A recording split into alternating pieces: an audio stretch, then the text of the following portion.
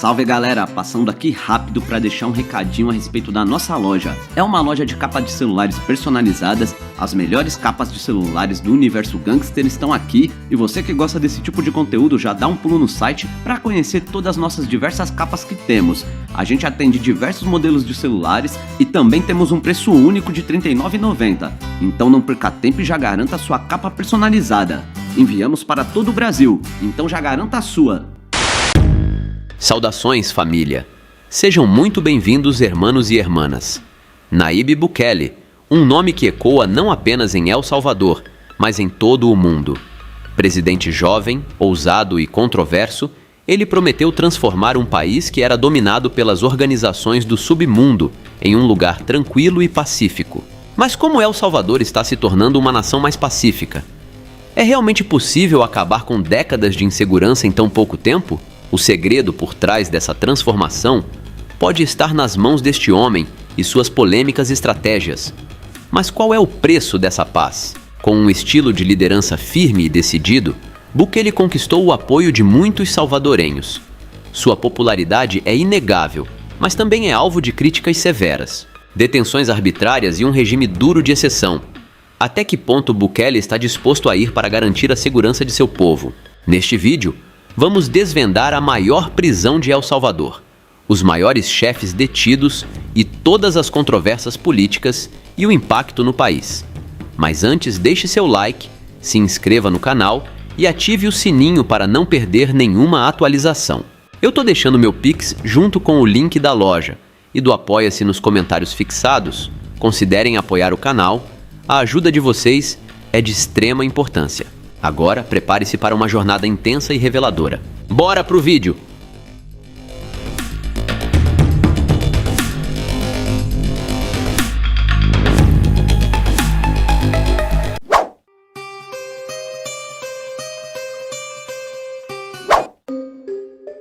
Essa é a história do Centro de Confinamento, uma mega prisão construída pelo presidente Nayib Bukele para abrigar os homens mais sinistros de El Salvador. O governo transferiu milhares de pessoas ligadas às estruturas da organização Mara, do bairro 18 e outras gangues para um local onde vivem em condições de isolamento e vigilância durante as 24 horas do dia. As condições de vida lá são muito duras e precárias. Segundo algumas fontes, os detentos vivem em celas de concreto, sem colchões, sem acesso a áreas ao ar livre, sem poder conversar entre si e com apenas 0,6 metros quadrados por pessoa. Além disso, a prisão é cercada por um muro de 11 metros de altura com arame farpado eletrificado e possui um sistema que bloqueia sinais de celular. O presidente Bukele afirmou que esta será a nova casa dos gangsters, onde viverão por décadas sem poder causar mais danos ao país e à população. O centro abriga mais de 9.000 dos mais de 68.500 membros de gangues detidos como parte do combate aos grupos do submundo iniciado pelo presidente Nayib Bukele e seu gabinete de segurança em 27 de março de 2022. Entre os detidos estão 1.201 líderes, 922 da MS-13 e 279 do bairro 18.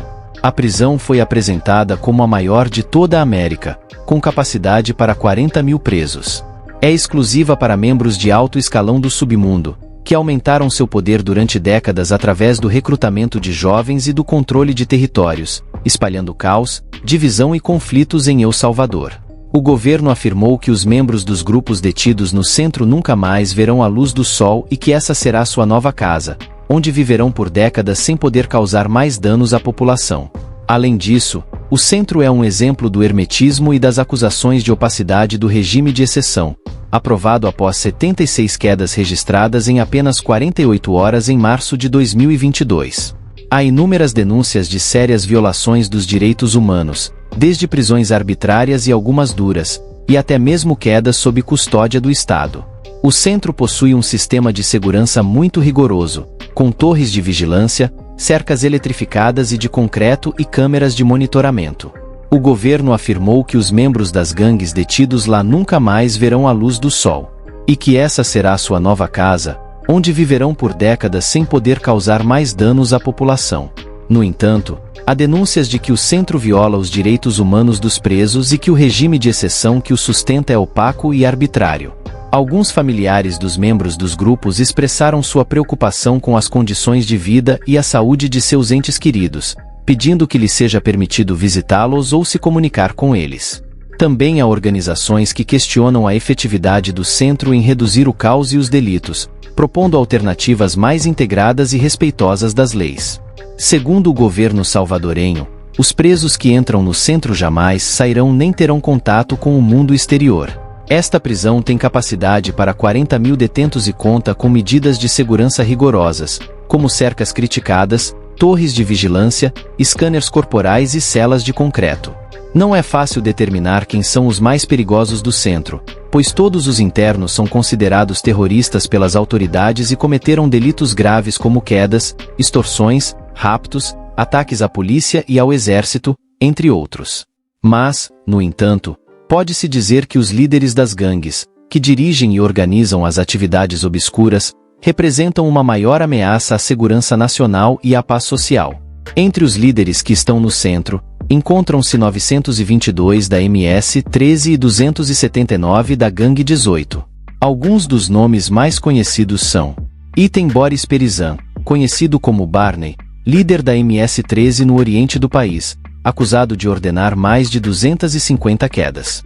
Item Marvin Quintanilla, conhecido como Velho, líder da MS-13 no ocidente do país, acusado de ordenar mais de 300 quedas.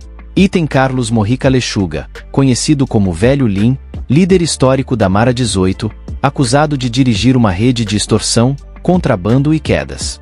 Item José Cisneros Rodrigues, conhecido como Meio Milhão, líder da Mara 18 no centro do país, acusado de participar de mais de 50 quedas. A vida no centro é muito dura e isolada. Os presos lá não têm nenhum tipo de comunicação com o exterior, nem com seus familiares, advogados ou a mídia. Também não têm acesso a nenhum tipo de benefício penitenciário, como visitas, educação, trabalho, saúde ou recreação. Recebem apenas 3 refeições por dia e vivem em celas de concreto, sem janelas, sem camas, colchões, lençóis, travesseiros, ventilação, luz natural, água potável, sanitários, chuveiros, sabonete, pasta de dente, escova de dentes, papel higiênico, toalhas, roupas, sapatos, objetos pessoais, livros, rádios, televisores, telefones, internet, sem nada. Os presos do centro só saem de suas celas uma vez por dia por 15 minutos para tomar sol em um pátio de cimento, cercado por arame farpado e vigiado por franco-gatilheiros. O resto do tempo, permanecem trancados, algemados, amordaçados, encapuzados, isolados, vigiados, humilhados e atormentados. O centro é um verdadeiro inferno na Terra. Segundo denúncias, os direitos humanos são violados sistematicamente, e os membros das gangues são tratados como animais, como monstros, inimigos, lixos e nada mais que isso.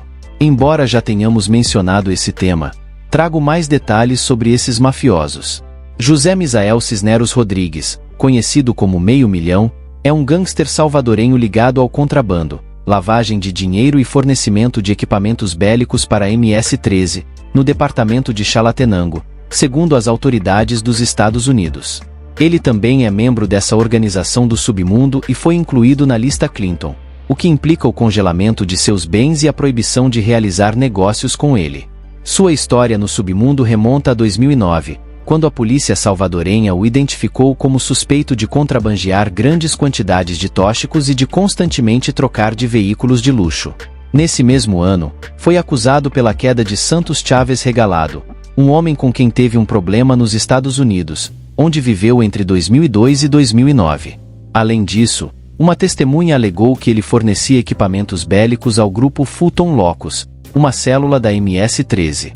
Em 2010, a Procuradoria-Geral da República o processou por 3 casos de quedas, mas o Tribunal Especializado de Sentença de San Salvador o absolveu em 2015 por falta de provas. Em 2013, o Departamento do Tesouro dos Estados Unidos o declarou alvo de perseguição, colocando-o no mesmo nível dos grandes líderes da MS-13. Em 2015, a Procuradoria-Geral o acusou de lavagem de dinheiro, junto com 2 de seus familiares, após detectar movimentações financeiras suspeitas e apreender bens de luxo. No entanto, em 2017, O 6º Tribunal de Sentença de San Salvador o liberou das acusações de lavagem de dinheiro. Em 28 de abril de 2022, a polícia salvadorenha o recapturou por participação em organizações ilícitas, no contexto do regime de exceção decretado desde 27 de março passado. O ministro da Segurança, Gustavo Villatoro, o qualificou como um dos principais colaboradores e financiadores da MS-13 em Chalatenango. Atualmente, sua situação jurídica e seu paradeiro são desconhecidos. Por outro lado, Marvin Quintanilla, conhecido como Velho, é um líder da MS-13 que se passava por pastor de uma igreja evangélica para entrar em prisões onde outros membros da organização estavam detidos. Segundo a Procuradoria-Geral da República, Velho era o principal cérebro financeiro da MS-13, responsável por arrecadar dinheiro de extorsão, compra e venda de tóxicos, e nomear líderes de zonas da estrutura do grupo. Ele foi capturado em julho de 2016 no âmbito da Operação Jaque, que visava desmantelar a rede de negócios ilícitos da MS-13. Entre os bens confiscados do Velho e seus testas de ferro estavam restaurantes, hotéis, casas noturnas, oficinas mecânicas, concessionárias de carros usados e 25 unidades de transporte coletivo. O Velho foi acusado de associações ilícitas, contrabando, extorsão, roubo e lavagem de dinheiro. Porém, no entanto, não foi julgado junto com os outros 76 detidos na Operação Jaque, permanecendo na fase de instrução com outros 17 membros da gangue. Além disso, a PGR o acusou de proposição e conspiração de quedas, mas ele foi comprovadamente culpado de queda agravada. Segundo as autoridades, Velho teria ordenado mais de 300 quedas de rivais, policiais, promotores, juízes e testemunhas. Atualmente, seu estado processual e paradeiro são desconhecidos. Ele foi incluído na lista Clinton do Departamento do Tesouro dos Estados Unidos, implicando o congelamento de seus bens e a proibição de realizar negócios com ele. É considerado um dos 8 principais líderes da MS-13 e um dos principais aliados da organização de Sinaloa em El Salvador. Carlos Ernesto Mojica Lechuga, conhecido como Velho Lin, era o líder da temida Gangue Mara 18, uma das mais insanas e poderosas da América Central. Desde sua cela no presídio de Cojutepec, ordenava extorsões, quedas e a distribuição de entorpecentes por todo El Salvador. Sua palavra era lei para seus subordinados, que obedeciam às suas loucuras. Não tinha limites e sua fama se espalhava por todo o país. Mas seu império do submundo desmoronou quando a justiça o alcançou. Em 2008, foi condenado a 40 anos de prisão pela louca queda de sua ex-parceira, que foi dada de baixa e seus restos deixados em diversos pontos de San Salvador. Em 2016, recebeu outra condenação de 20 anos por ordenar extorsões de dentro da prisão e, em 2018, foi vinculado ao sacerdote Antônio Rodrigues, mais conhecido como Padre Tono, acusado de contrabando de influências, associações ilícitas e introdução de objetos proibidos em presídios. Velho Lin se tornou o inimigo público número 1, e seu nome foi associado ao caos e temor. Sua história é uma das mais sombrias e sinistras de El Salvador. O que o levou a se tornar o líder da Mara 18? Que segredos guardava em sua mente? O que sentia pelas pessoas que amava e odiava? O que esperava do futuro? Estas são algumas das perguntas que talvez nunca tenham resposta e que só ele poderia responder. Mas Velho Lin levou seus mistérios para o túmulo quando foi dado de baixa em 2020 por complicações de saúde no Presídio de Segurança Máxima de Zacatecoluca, onde passou seus últimos anos de vida. O que o levou a se tornar o líder da Mara 18? Talvez tenha sido uma combinação de fatores como a falta de oportunidades, a crise familiar, a influência dos amigos, o desejo de poder, a necessidade de pertencimento, a vingança contra a sociedade ou simplesmente o gosto pelo submundo.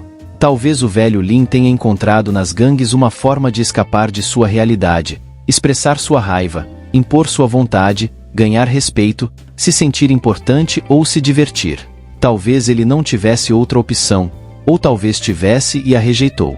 Os segredos que guardava em sua mente eram muitos e variados, como os nomes de seus cúmplices, os lugares onde escondia o dinheiro, as estratégias que usava para evadir a polícia, os planos para expandir seu negócio, as fraquezas de seu rival, a MS-13, ou os acordos que fazia com outros gangsters. Talvez Velho Lin também guardasse segredos mais pessoais, como lembranças de sua infância, sonhos que tinha quando criança, arrependimentos por suas vítimas, medos que o atormentavam, dúvidas que o assustavam ou desejos que não podia realizar. O que sentia pelas pessoas que amava e odiava era uma mistura de emoções como amor, ódio, admiração, desprezo, lealdade, traição, gratidão, rancor, orgulho, vergonha, alegria e tristeza. Talvez velho Lin amasse algumas pessoas, como sua família, sua parceira, seus amigos ou seus seguidores, demonstrando seu afeto, apoio, confiança ou generosidade. Talvez ele odiasse outras pessoas, como seus inimigos, rivais, traidores ou perseguidores, mostrando-lhes rejeição, hostilidade e vingança. O futuro de velho Lin era incerto e imprevisível, com possibilidades improváveis como sair da prisão, recuperar seu poder, vencer seus adversários, dominar o país, escapar para o exterior, mudar de vida ou ir de base em paz.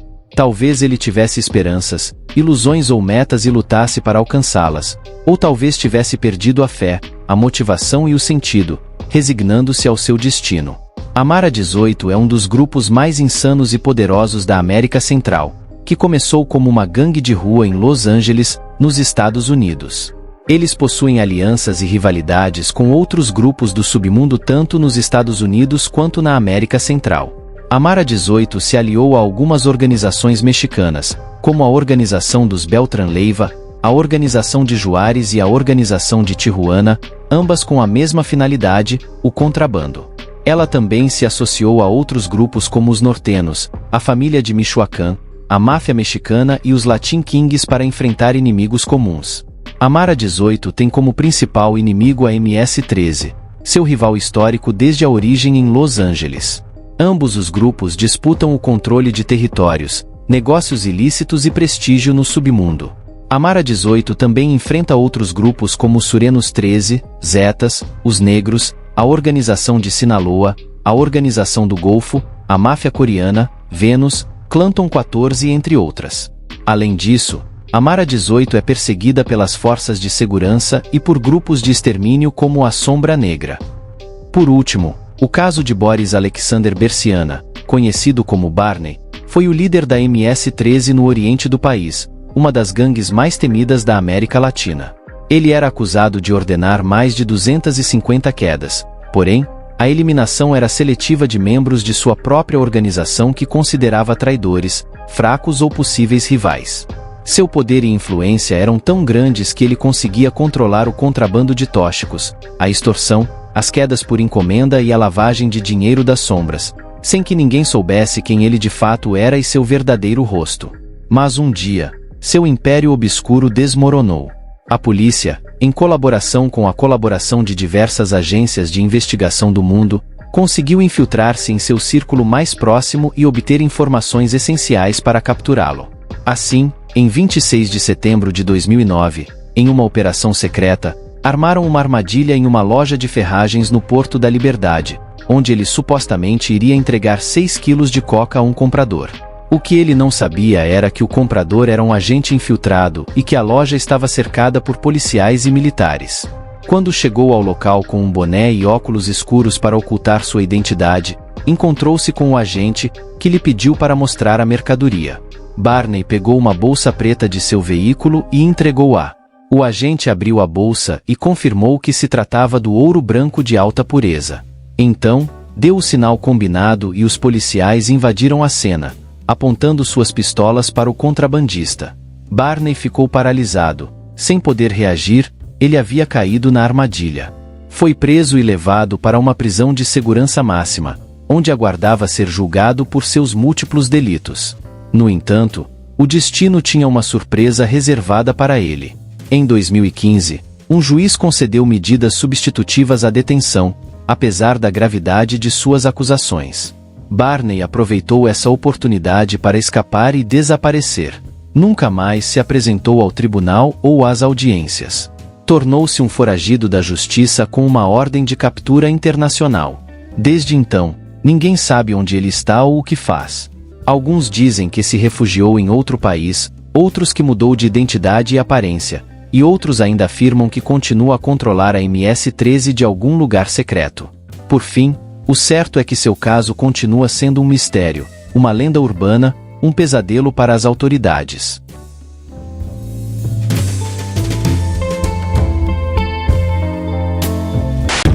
Saudações, família! Sejam todos muito bem-vindos, hermanos e hermanas. Vamos explorar a incrível história de um dos personagens mais intrigantes e controversos do mundo do contrabando colombiano, Orlando Henao Montoya, também conhecido como o Homem de Macacão. Nascido no Vale del Cauca, Orlando Henao iniciou sua jornada como policial, mas acabou trilhando um caminho muito diferente, tornando-se uma figura central no turbulento cenário das organizações do submundo. Ao longo deste vídeo, vamos mergulhar na vida de Henao, desde seus dias iniciais trabalhando com a Organização de Cali, até sua ascensão como capo máximo da Organização Norte del Valle.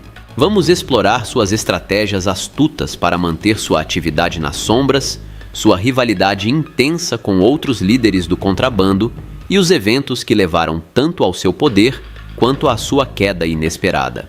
Preparem-se para uma narrativa repleta de reviravoltas, alianças perigosas e traições devastadoras. Este é o retrato de um homem que moldou uma era na história do contrabando na América Latina. Não se esqueçam de deixar seu like, se inscrever no canal e ativar as notificações para não perder nenhum detalhe dessa história impressionante. Eu tô deixando meu Pix junto com o link da loja. E do Apoia-se nos comentários fixados. Considerem apoiar o canal, a ajuda de vocês é de extrema importância. Agora, vamos mergulhar no submundo colombiano. Bora pro vídeo!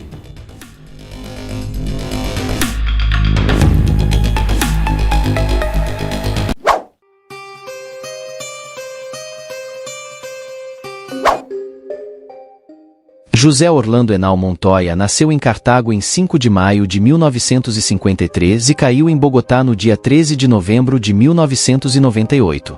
Ele foi um contrabandista e gangster colombiano. Foi fundador da Organização do Norte del Valle e responsável por muitos delitos, incluindo a queda do chefe da Organização de Cali, Helmer Pacho Herrera. Porém, Henao pensou ser imbatível e desacreditou de seus inimigos, motivo pelo qual ele acabou sendo cobrado da pior maneira possível. Ele foi dado de baixa pelo meio-irmão de Pacho, José Manuel Herrera. A Organização do Norte del Valle foi o nome dado pela Administração para o Controle de Tóxicos, mais conhecida como DEA, a organização dedicada ao contrabando de coca, que operava principalmente no norte do Vale do Cauca entre os anos 1980 e 2008, localizada no sudoeste da Colômbia.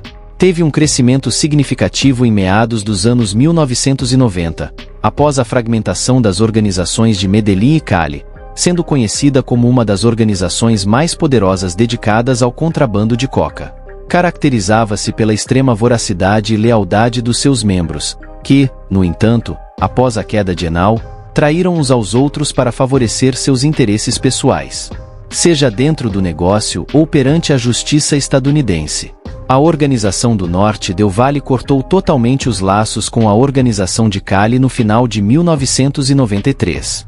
Após a queda de Pablo El Patrón e antes da captura dos irmãos Miguel e Gilberto Rodrigues Orejuela, chefes da Organização de Cali, foi organizada uma reunião pelos líderes da Organização de Cali. O tema principal era o desmantelamento do negócio de contrabando de coca na Colômbia, visando obter garantias de rendição à justiça do governo colombiano e acabar com esse negócio ilícito. A eles haviam sido prometidos o máximo de 5 anos de prisão, sem que a polícia confiscasse suas propriedades. Entre os presentes, houve quem não concordasse com essa dissolução repentina da Organização de Cali, que competia contra Pablo El Patrón, chefe da Organização de Medellín. Os participantes dessa reunião não chegaram a um acordo, pois queriam continuar no negócio ilícito. Posteriormente, esses foram os que formaram a chamada Organização do Norte del Valle. Esta nova organização era liderada por Orlando Henao Montoya até 1998, quando ele foi dado de baixa. Após sua queda, a Organização do Norte del Valle veio à tona e se dividiu em 2 células principais, uma liderada por Diego Montoya, conhecido como Dom Diego, e outra sob o comando de Vilber Alírio, conhecido como Jabón, que era o chefe do aparato militar de Orlando Henao Montoya. A organização mafiosa começou a decair após a queda de Orlando Henao, seu líder. A partir daí, a organização ficou sem uma pessoa que impusesse autoridade. Após Jabón ter orquestrado a queda de Miguel Solano, Também conhecido como Miguelito, Dom Diego confrontou Jabón sobre o caso, e foi totalmente contra as suas cobranças arbitrárias. Jabón estava executando esses tipos de cobrança contra os membros da própria organização sem consultar os demais membros da alta cúpula. Foi então que a organização se fragmentou em 2 grupos: Diego Montoya, com seus aliados e seu exército pessoal, denominado os Machos, e Vilber Alírio, com seus aliados e seu exército pessoal, denominado os Rastrojos. Os Rastrojos, ou Rondas Campesinas Populares, RCP, é um grupo paramilitar organizado da Colômbia que faz parte do conflito bélico interno. Foi composto por dissidentes das Autodefesas Unidas da Colômbia, AUC, um enorme grupo paramilitar que se desmobilizou em 2006. Sua reaparição se deu em 2019, na fronteira entre a Colômbia e a Venezuela, no departamento de Norte de Santander e no estado de Táchira. Os Rastrojos foram uma célula, um verdadeiro exército privado criado pelo contrabandista Jabón, e foi um dos 2 grandes exércitos da Organização do Norte del Valle, junto com Los Machos, o grupo criado por Dom Diego.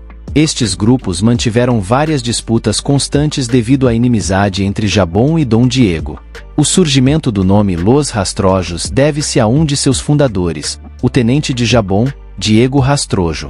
Os chefes adotaram a ideia de criar esses exércitos para evitar desvantagens militares em possíveis desentendimentos com grupos de elite ilegais, com os quais muitas vezes fizeram alianças, incluindo os paramilitares das Autodefesas Unidas da Colômbia, AUC. Após as capturas de Dom Diego e Juan Carlos Ramírez Abadia, conhecido como Chupeta, e a suposta queda de Jabón, a Organização do Norte del Valle se dissolveu, e os Rastrojos, assim como os Machos, passaram a operar de maneira muito mais discreta.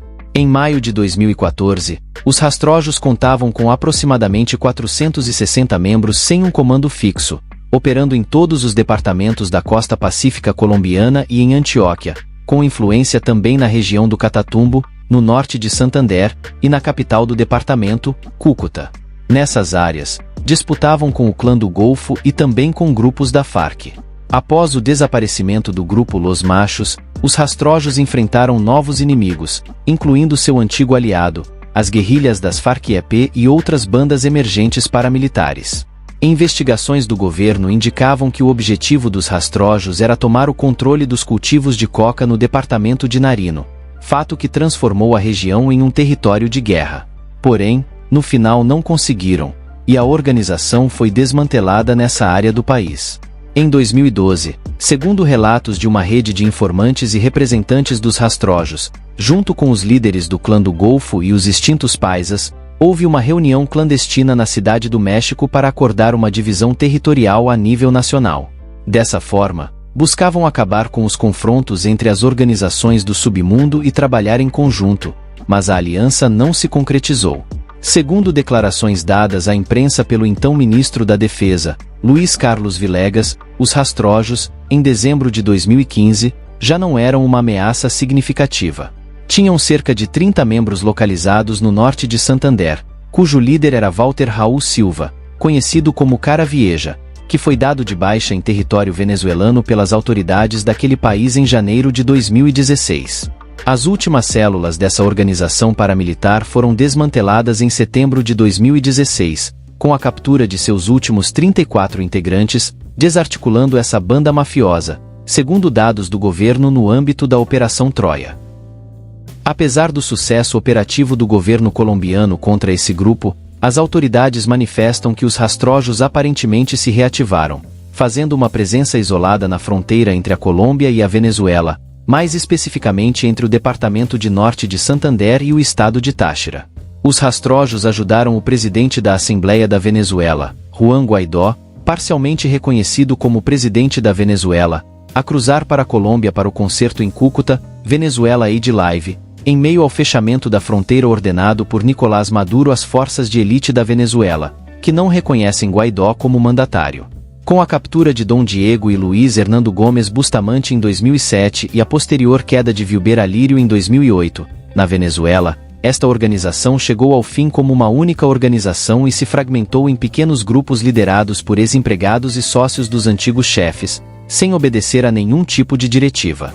Em 7 de agosto de 2007, em uma operação comandada pela Polícia Federal, PF, denominada Operação Farrapos, Juan Carlos Ramírez Abadia foi detido na Grande São Paulo, em um luxuoso condomínio fechado na Aldeia da Serra. Entre os presos, estava um piloto ítalo-brasileiro, contratado pelo contrabandista por seu amplo conhecimento da legislação aeronáutica brasileira e reconhecido no meio aeronáutico internacional por seu treinamento superior no curso de Engenharia Aeronáutica no ITA, Instituto Tecnológico de Aeronáutica, em São José dos Campos, SP. Além disso, exercia funções profissionais em várias companhias aéreas do mundo. O piloto foi registrado nas empresas do empresário argentino Marcelo Javier, identidade falsa utilizada por Abadia durante 8 anos enquanto atuava como capitão de aeronaves, pilotando para 32 países ao serviço de Juan Abadia e da Organização do Norte del Valle, até sua prisão em Aldeia da Serra. O piloto brasileiro foi acusado pelos delitos de associação para o contrabando internacional, formação de quadrilha e evasão fiscal. Sua defesa foi representada por diversos advogados e equipes jurídicas, tais como Roy Black, Black Shark, Sandstor, Law Offices, Kirsten Hamilton, LP e Liberty Plaza. Durante o julgamento, foram apresentadas provas que comprovaram a não participação do piloto como integrante da Organização do Vale. Sua prisão ocorreu junto com a de Abadia e mais 8 membros da gangue na Operação Farrapos da Polícia Federal, sendo todos transferidos para o Presídio de Segurança Máxima de Contagem, na região metropolitana de Belo Horizonte, MG. Após 180 dias e por razões de segurança, o piloto foi levado aos Estados Unidos, onde permaneceu por 4 anos e 8 meses no Centro Correcional Turner Guilford Knight, em Miami, Flórida, uma prisão federal no condado de Miami-Dade, até a data de sua sentença. Após esse período, foi admitido no South Miami Hospital Black Peace House South, em Miami, Flórida, por um período de 18 meses para check-ups e exames médicos e psicológicos. O piloto retornou ao Brasil livre de acusações da DEA, FBI, Interpol e sem antecedentes negativos com a Polícia Federal, reintegrando-se juridicamente e socialmente com uma prerrogativa especial. Como residente privilegiado em São Paulo e no sul do Brasil, ele pôde exercer suas atividades na aviação civil no país e no exterior. Segundo os arquivos do FBI sobre Dom Diego, o governo dos Estados Unidos o acusou de participar da produção e distribuição de várias toneladas de coca nos Estados Unidos. Hernando Gomes Bustamante, conhecido como Rasguno, foi extraditado para os Estados Unidos, onde sua organização foi considerada envolvida em atos insanos e que também era protegida por grupos paramilitares entre outros, classificados como sendo de extrema periculosidade pelo governo estadunidense. Diego Montoya foi capturado em setembro de 2007. Seu sucessor como chefe da organização, Oscar Varela Garcia, que era mais conhecido como o Capacitado, foi detido pela polícia colombiana em julho de 2008. Segundo uma acusação do governo dos Estados Unidos, entre 1990 e 2004, a Organização do Norte del Valle exportou mais de 1,2 milhões de libras, aproximadamente 500 toneladas de coca, com valor superior a 10 bilhões de dólares, da Colômbia para o México e, em última instância, para os Estados Unidos para venda. As acusações afirmam que a organização utilizou todos os tipos de delitos para alcançar seus objetivos, incluindo a queda de rivais, pessoas que não puderam pagar pela coca e associados suspeitos de serem informantes das autoridades. A acusação alega que os membros da organização empregaram os serviços das Autodefesas Unidas da Colômbia, AUC, uma organização paramilitar internacionalmente classificada como a pior da Colômbia, para proteger as rotas do contrabando da organização, seus laboratórios e seus membros e associados. As AUC estão entre as 37 organizações estrangeiras identificadas como de alto risco pelo Departamento de Estado dos Estados Unidos em 2004. Eles são acusados de ter conexões com a polícia colombiana, principalmente em Zarzal, Vale del Cauca, com a conivência da prefeita local e também fortes ligações com a DEA e a CIA. Andrés Lopes Florescita, um dos membros da organização, entregou-se às autoridades estadunidenses e, enquanto cumpria sua pena, escreveu um livro chamado El Cartel de los Sapos, no qual relata sua visão sobre a Organização do Norte del Valle. O canal Caracol produziu uma série baseada nesse livro com o mesmo nome, e fez um sucesso enorme. Porém, a emissora Caracol decidiu fazer algumas modificações na série, alterando os nomes reais dos lugares e personagens. Agora falarei um pouco da história do Capo de Capos do Norte del Valle, José Orlando Henao Montoya. Ele nasceu em 1953 em Cartago, Vale del Cauca, e possuía 3 irmãos e uma irmã que eram chamados de Arcângel, César, Fernando e Lorena Henao. Orlando se tornou contrabandista após trabalhar como policial por alguns anos. Usando seus contatos obtidos como policial, aos poucos ele foi desenvolvendo um longo histórico no submundo. Ele chegou a liderar sua própria organização nesse departamento e conseguiu manter a organização do Norte del Valle no anonimato enquanto o público em geral só conhecia as organizações de Cali e Medellín. Ao longo dos anos, ele conseguiu subornar autoridades para manter toda sua rede de contrabando completamente discreta e nas sombras. Orlando Henao Montoya é um dos responsáveis junto com Carlos Castano e o ex-coronel da polícia colombiana Danilo González pela queda do chefe da organização de Cali, José Santa Cruz Londono, em 5 de março de 1996, quando Don Chepe estava foragido da justiça. Henao também é acusado de ter mandado dar de baixa em um dos sicários de Gilberto e Miguel, Nicolo Porra, que foi dado de baixa no dia do golpe em William Rodrigues, filho mais velho do contrabandista Miguel Rodrigues Orejuela, em 25 de maio de 1996, que por muita sorte conseguiu se safar vivo. Henao também planejou de forma indireta da queda de seu sócio da alta cúpula da organização, Efraim Hernandes, em 7 de novembro de 1996, em Bogotá. Este último foi para eliminar a única pessoa que poderia questionar sua liderança na organização, embora outras versões sugiram que Efraim estava planejando se tornar informante da DEA, sendo descoberto pelo chefe da organização, que usou o próprio funcionário de Efraim para acabar com ele. Henao continuava a infligir golpes pesados na organização de Cali, enquanto sua própria organização crescia de maneira meteórica. À medida que a organização de Cali declinava, em 29 de setembro de 1997, Henao se entregou às autoridades e foi encarcerado na penitenciária La Modelo em Bogotá. Na prisão, ele continuou a administrar sua poderosa organização. Após Jabón, que era seu chefe de segurança, ser alvo de um ataque por Elmer Herrera Buitrago, Jabón ficou furioso e queria dar o troco. Inicialmente, Henao negou a permissão a Jabón, mas ao saber da colaboração entre Pacho e a Justiça dos Estados Unidos, Orlando Henao autorizou e conspirou com Jabón para que ele organizasse a queda de Pacho Herrera, fato que ocorreu em 6 de novembro de 1998, enquanto Pacho estava preso no Centro Penitenciário de Palmira, no Vale del Cauca. Em retaliação por este ato, o clã Herrera ordenou a queda do chefe máximo da organização do Norte del Valle, Orlando Henao Montoya. Por fim, Henao subestimou a capacidade de seu colega de prisão, José Manuel Herrera Moncada, meio-irmão de Pacho, e em 13 de novembro, uma semana após a queda de Pacho Herrera, Henao Montoya foi dado de baixa por José Manuel na penitenciária La Modelo em Bogotá.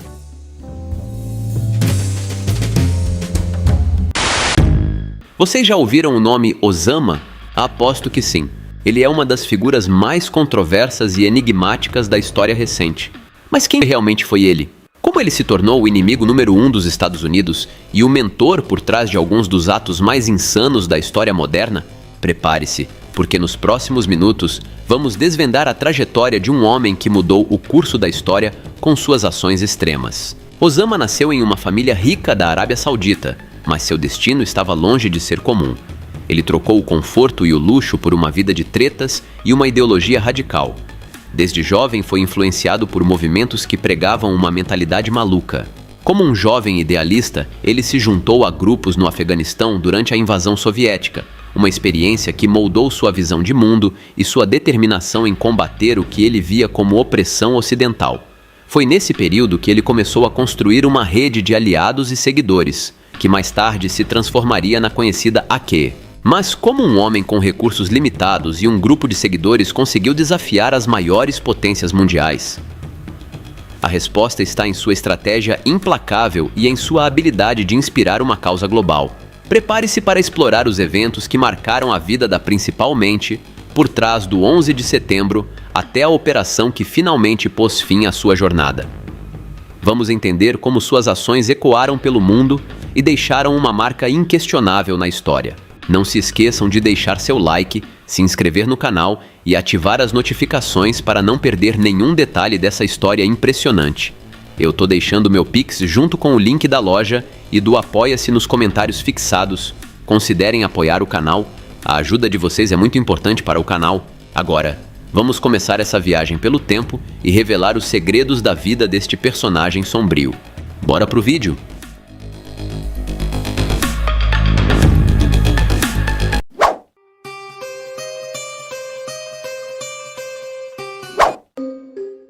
O homem conhecido pela história como Osama nasceu em 10 de março de 1957.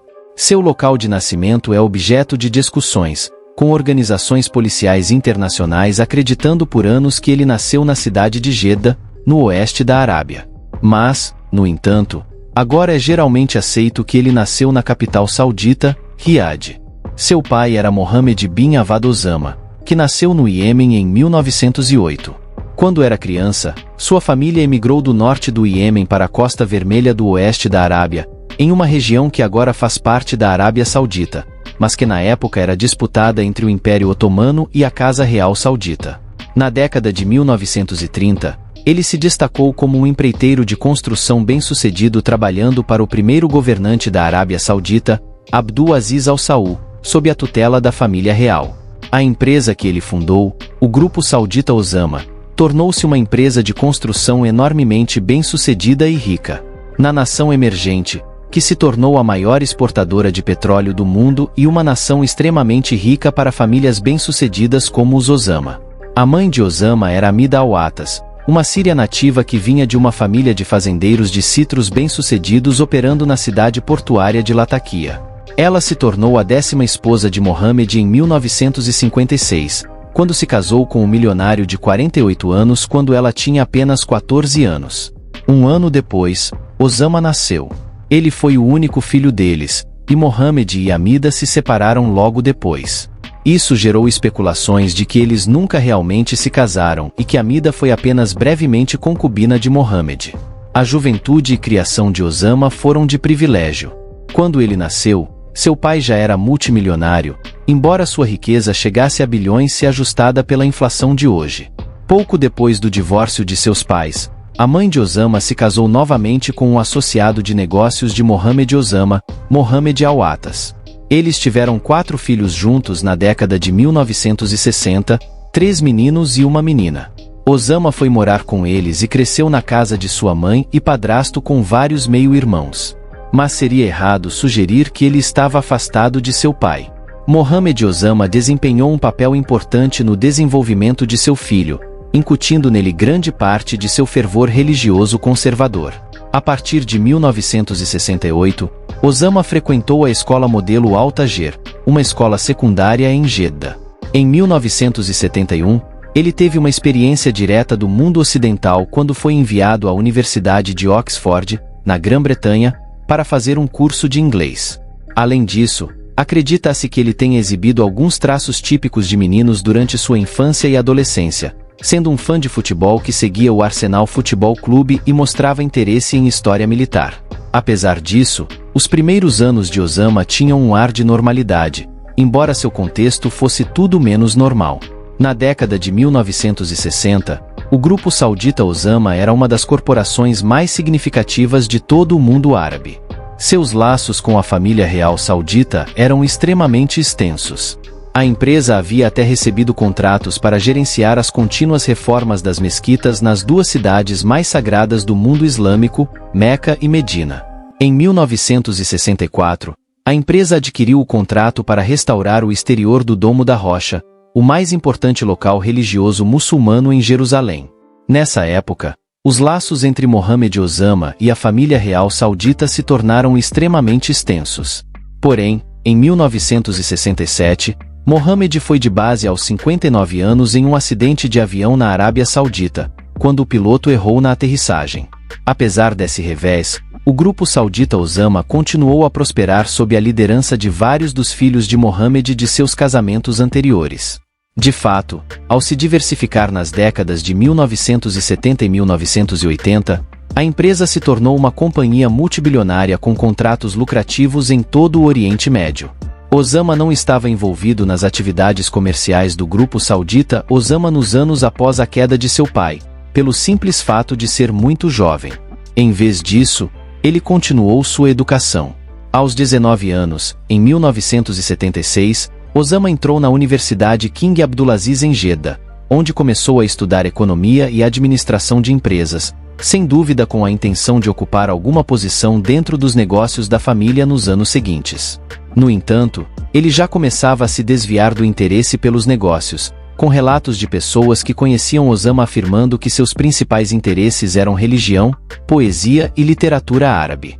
Ele certamente não precisava se preocupar com dinheiro, educação ou trabalho futuro, já que Osama herdaria mais de 30 milhões de dólares da herança de seu pai. Nessa época, ele já era casado, tendo se unido à sua primeira esposa, uma mulher síria chamada Najanin, em 1974, quando ele tinha apenas 17 anos. Ela também era sua prima de primeiro grau por parte de mãe e a primeira de pelo menos 5 esposas. Osama teria mais de 2 dezenas de filhos durante sua vida. Claramente, os anos de meados para o final da década de 1970 foram formativos na vida de Osama e em suas visões ideológicas. Embora grande parte das evidências sobre esses anos seja frustrantemente esparsa e às vezes contraditória, o cerne de suas visões é claro. Osama começou a desenvolver uma ideologia pan-islamista desde cedo, um movimento que defende a ideia de que muçulmanos de todas as nações devem se unir na defesa e promoção de sua fé. Essa visão remonta à era do Califado Árabe, que entre os séculos 8 e 9 governou a maior parte do Oriente Médio, norte da África e regiões adjacentes a partir da capital do Califado em Bagdá. Central ao pan-islamismo nas décadas de 1960 e 1970 estava o compromisso de reduzir e, se possível, acabar com a intervenção ocidental no Oriente Médio, uma região dominada pelos britânicos e franceses desde o colapso do Império Otomano no final da Primeira Guerra Mundial, e onde os Estados Unidos estavam se tornando uma parte cada vez mais interessada. Mesmo com a influência britânica e francesa em declínio, o mundo do Oriente Médio no qual Osama cresceu também era onde o novo Estado de Israel, fortemente apoiado pelos Estados Unidos, frequentemente estava em guerra com seus vizinhos muçulmanos, notavelmente a Guerra dos 6 Dias de 1967 e a Guerra do Yom Kippur em 1973. Uma influência particularmente forte sobre Osama na década de 1970 foram os escritos de Said Qutb, um estudioso islâmico egípcio e teórico religioso e político que havia sido membro da Irmandade Muçulmana até sua prisão e execução em 1966.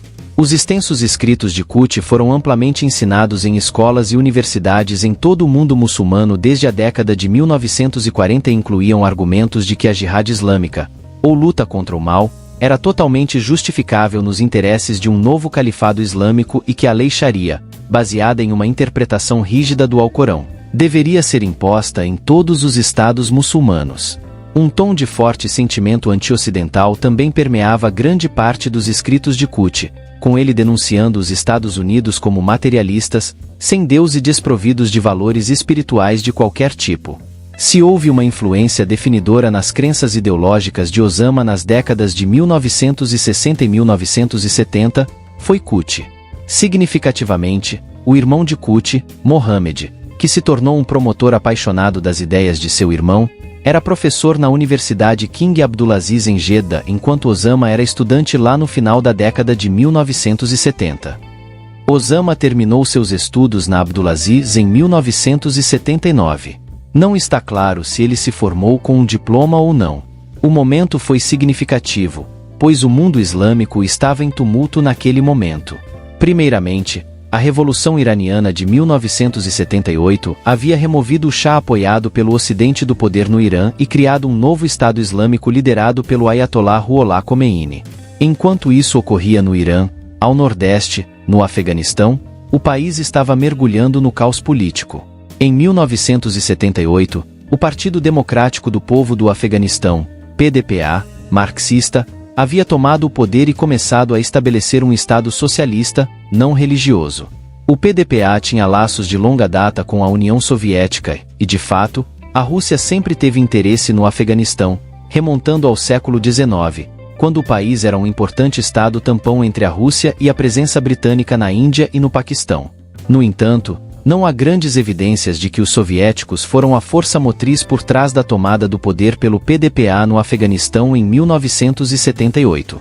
No entanto, eles forjaram laços estreitos com o novo regime marxista em Cabul uma vez que estava no controle do país. Assim, uma vez que grupos islâmicos e outros opositores do PDPA começaram revoltas contra o novo governo ao longo de 1978 e 1979, o regime marxista logo pediu ajuda a Moscou. Apoio limitado foi enviado a princípio, mas à medida que a situação do PDPA continuava a deteriorar-se, a União Soviética efetivamente invadiu o Afeganistão nos últimos dias de dezembro de 1979. No início de 1980, milhares de tanques soviéticos e dezenas de milhares de soldados haviam sido desdobrados enquanto Moscou ocupava as principais cidades do país. Mesmo antes da invasão soviética do Afeganistão, Osama havia viajado para o Paquistão muito rapidamente após terminar seus estudos na Universidade King Abdulaziz. O Paquistão desempenhou e continua a desempenhar um papel significativo nos movimentos jihadistas internacionais do século XX e início do século XXI. O país afirmou ser contra o fundamentalismo islâmico em seu território, mas durante décadas tem fechado os olhos para isso, em grande parte porque o Paquistão muçulmano tem estado envolvido em uma longa disputa fria com seu inimigo amargo, a Índia hindu, desde que o Raj britânico foi dividido ao longo de linhas religiosas em 1947. O Paquistão desempenharia um papel na vida de Osama nas próximas 3 décadas. Quando ele chegou lá em 1979, rapidamente ficou sob a tutela de Abdullah Azam, um jihadista palestino que influenciou muitos dos mais importantes insanas islâmicos do final do século XX. Azam encorajou Osama, pouco tempo depois, a se juntar às dezenas de milhares de homens muçulmanos que estavam indo para o Afeganistão para lutar contra os invasores ateus soviéticos. Esses indivíduos ficaram conhecidos como Mujahideen, um termo que se traduz aproximadamente como aquele que se engaja na disputa santa ou jihad. No início dos anos 1980, Osama começou a usar sua fortuna herdada para recrutar e treinar Mujahideen no Paquistão antes que eles se dirigissem para as regiões montanhosas do Afeganistão. Embora esse financiamento fosse insignificante em comparação com os bilhões de dólares gastos pelos governos dos Estados Unidos e da Arábia Saudita para equipar e treinar forças antissoviéticas tanto no Afeganistão quanto no Paquistão, que foram usados como seus procuradores para combater a invasão soviética. Além disso, embora as declarações sobre a extensão em que Osama foi financiado e treinado por agentes estadunidenses naquela época tenham sido exageradas, não há dúvida de que ele teve alguns contatos limitados com forças especiais dos Estados Unidos na região nos anos 1980. A disputa na qual Osama se envolveu a partir de 1980 desenvolveu-se de maneira semelhante aos conflitos no Afeganistão nos últimos 2 séculos. Com 80 mil soldados comprometidos pelos soviéticos até o final de 1980 e armamento muito superior, eles foram capazes de ocupar e manter as principais cidades e sustentar o PDPA marxista. Mas os grupos Mujahideen, dos quais havia ramos mais moderados e fundamentalistas, estavam em grande parte no controle das regiões fora das cidades. As montanhas Hindu-Kush, que dominam grande parte do país, particularmente no leste e no norte, são um território ideal para a disputa de guerrilha, e foi exatamente essa forma que a disputa soviético-afegã tomou nos anos 1980. Os combates se tornaram extremamente sangrentos, com os soviéticos usando bombardeios indiscriminados e destruição de vilarejos rurais para tentar erradicar os insurgentes. Em meados da década de 1980, mais de 4 milhões de pessoas, de uma população de 14 milhões no Afeganistão, foram deslocadas, com centenas de milhares se tornando refugiadas no Paquistão e no Irã. Enquanto o conflito resultou em pelo menos 500 mil de quedas, e talvez até 3 vezes esse número, logo se tornou conhecido como o equivalente soviético do que a disputa do Vietnã foi para os Estados Unidos, à medida que os russos enfrentavam um inimigo que não podiam derrotar. Durante todo esse período, Osama foi uma figura importante no movimento Mujahideen no Afeganistão. A princípio, ele começou fornecendo bens para os combatentes no país e também facilitando o movimento de indivíduos que queriam pegar em armas contra os soviéticos, de sua terra natal, a Arábia Saudita, para o Paquistão, onde eram treinados e equipados. Antes de serem enviados para o norte, Osama movia-se entre o Paquistão e os redutos dos Mujahideen nas montanhas do Hindu-Kush. Em 1984, Ele e seu mentor Abdullah Azzam estabeleceram a Maktab al-Hikmat, uma organização cujo objetivo era angariar fundos tanto do mundo árabe quanto do ocidental para continuar a disputa contra os soviéticos. Esses recursos eram então utilizados para comprar armas e treinar os mujahideen. Até 1986, a rede havia treinado centenas de combatentes baseados no leste do Afeganistão, na base de Osama conhecida como Almazada, a Toca dos Leões. Eles lideraram a ação dos mujahideen contra os soviéticos e o regime marxista na Batalha de Jaji, no final da primavera e início do verão de 1987. Embora a batalha tenha tido pouca significância estratégica na disputa mais ampla, ela rendeu a Osama uma reputação significativa entre os mujahideen e no mundo árabe, em parte devido aos relatos sobre a batalha produzidos por um jornalista saudita emergente chamado Jamal Khashoggi, com quem Osama estava associado, apesar de suas visões políticas e religiosas muito diferentes. O estabelecimento da Maktab al-Hikmat foi significativo na década de 1980, pois lançou as bases para o movimento jihadista com o qual Osama se tornaria sinônimo, conforme a disputa no Afeganistão se encaminhava para a derrota inexorável dos soviéticos e do regime marxista que eles sustentavam no final da década de 1980. As atenções se voltaram para o futuro da organização. Alguns membros queriam que ela permanecesse uma entidade moderada que continuasse a iniciativa contra os soviéticos, mas Osama, Abdullah Azzam e outros se opuseram a isso e acreditavam que a Maktab al-Hikmat deveria ser transformada em uma organização maior que buscasse continuar a expulsão de potências não árabes do mundo árabe e muçulmano. Ultimamente, essa ala mais extremista do movimento resultou na criação, em 1988, de uma nova organização conhecida como AQ. Chamarei assim por conta das políticas do titio YouTube. Com o tempo, ela se tornaria a maior organização jihadista do mundo e é notoriamente reconhecida como tal até hoje. Desde o início, o objetivo da AQ era iniciar uma disputa santa ou jihad contra não-muçulmanos em qualquer parte do mundo muçulmano tradicional, ou seja, no Oriente Médio, na Ásia Central Inferior, no Magrebe e na África do Norte e também em partes mais periféricas do mundo muçulmano, como Somália, Mali e Nigéria, na África subsaariana, e regiões muçulmanas mais ao leste, na Indonésia e em outros lugares. Grande parte de seu quadro ideológico centrava-se em remover a influência estadunidense do Oriente Médio e também em destruir o Estado de Israel, que era visto como um enclave ocidental no Levante. Com o tempo, o grupo passou a acreditar que precisava incitar uma disputa significativa contra os Estados Unidos para radicalizar o mundo muçulmano contra os kafir ou não muçulmanos, pois as organizações não poderiam esperar se envolver em conflitos diretos desde o início. Seu modus operandi durante seus primeiros anos seriam táticas insanas. Além disso, a AQ via os muçulmanos moderados como tendo se afastado do Islã tradicional e desejava estabelecer uma forma rígida de governo islâmico em todo o mundo muçulmano, baseado na lei Sharia e numa interpretação literal do Alcorão. Ao ser estabelecida em 1988, a AQ, a disputa no Afeganistão já estava chegando ao fim. Após tornar-se líder da União Soviética em 1985, Mikhail Gorbachev afirmou publicamente que sua intenção era encerrar o envolvimento soviético no país.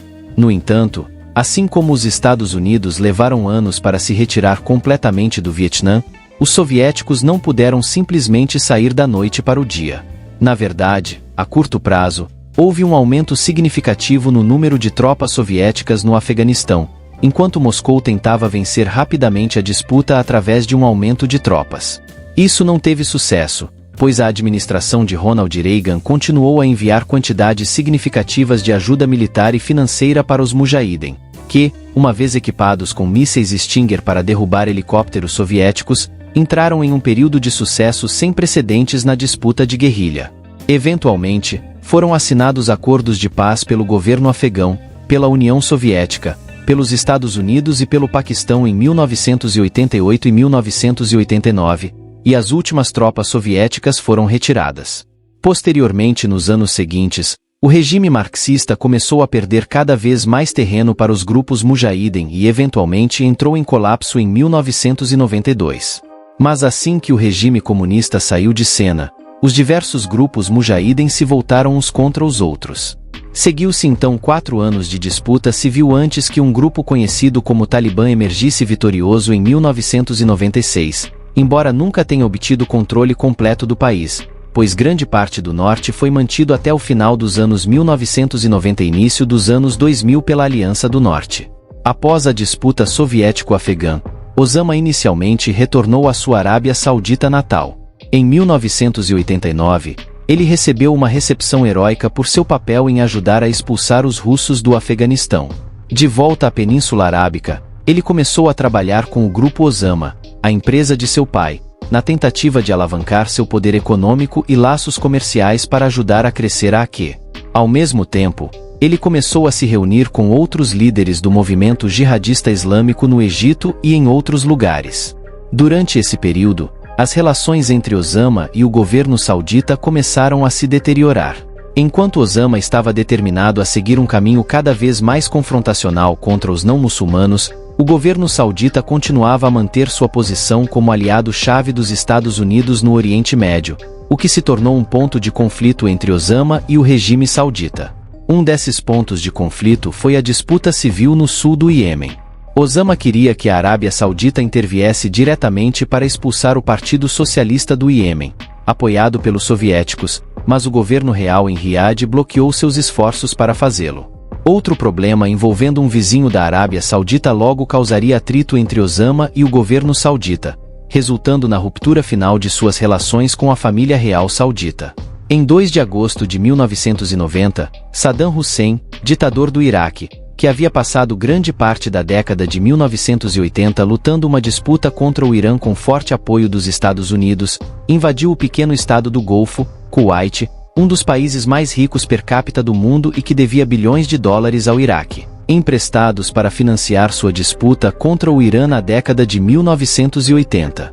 Após a invasão que viu o pequeno estado do Kuwait conquistado em 2 dias, houve um grande alvoroço internacional e, em poucas semanas, os Estados Unidos começaram a formar uma coalizão de aliados militares para lançar uma contra-invasão ao Iraque. Esta coalizão incluía países como Grã-Bretanha, França, Alemanha e dezenas de outros.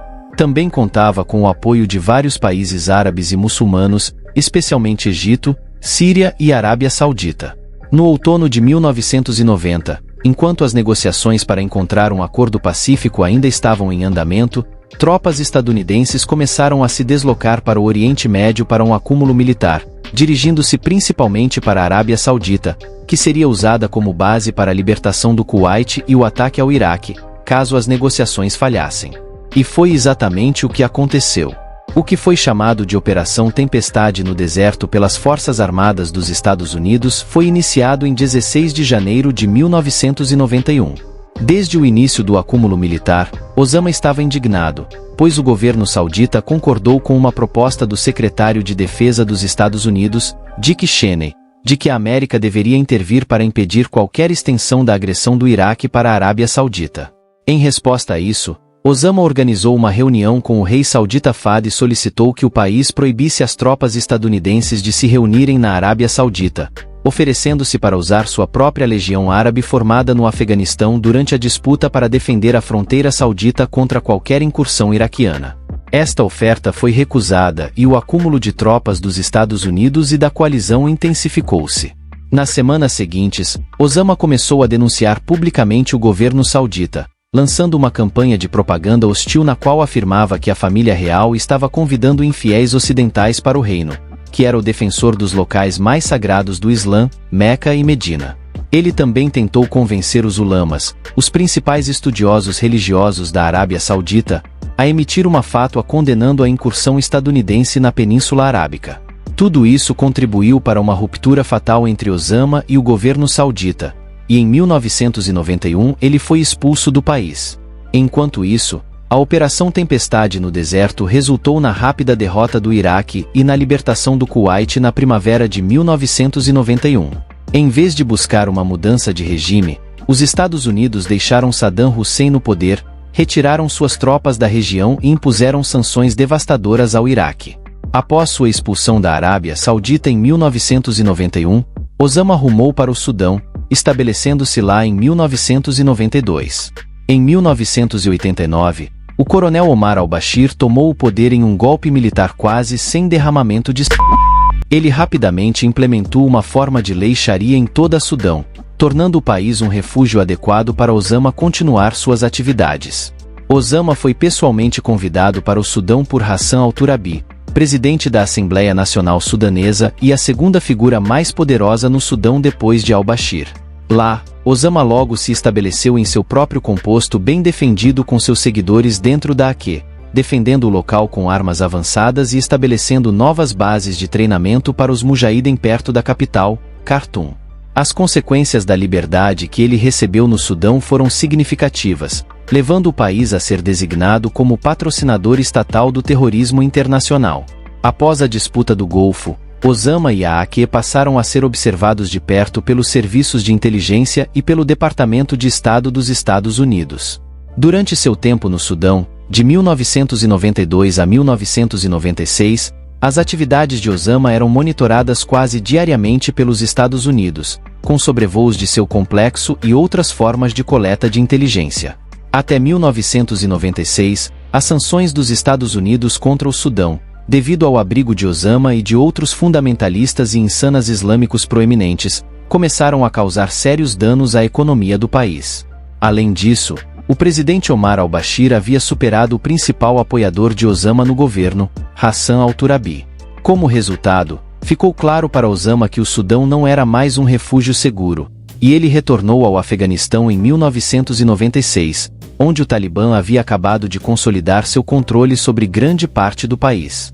No Afeganistão, Osama se tornou hóspede pessoal de Mullah Mohammed Omar, o primeiro líder do governo do Talibã após assumir o poder. Em agosto de 1996, ele emitiu uma declaração de disputa contra os Estados Unidos através de vários canais de mídia islâmica, argumentando que os Estados Unidos ocupavam a Arábia Saudita com suas bases militares desde 1990 e eram o principal apoiador de Israel na região. Especula-se que as ações de Osama em 1996 foram motivadas pela perda de grande parte de sua riqueza de origem familiar quando deixou o Sudão, e que a ordem de expulsão serviu para radicalizá-lo ainda mais e colocá-lo em um caminho de disputa total contra o governo dos Estados Unidos, cujas sanções contra o Sudão pressionaram o governo sudanês a tomar a posição que tomou.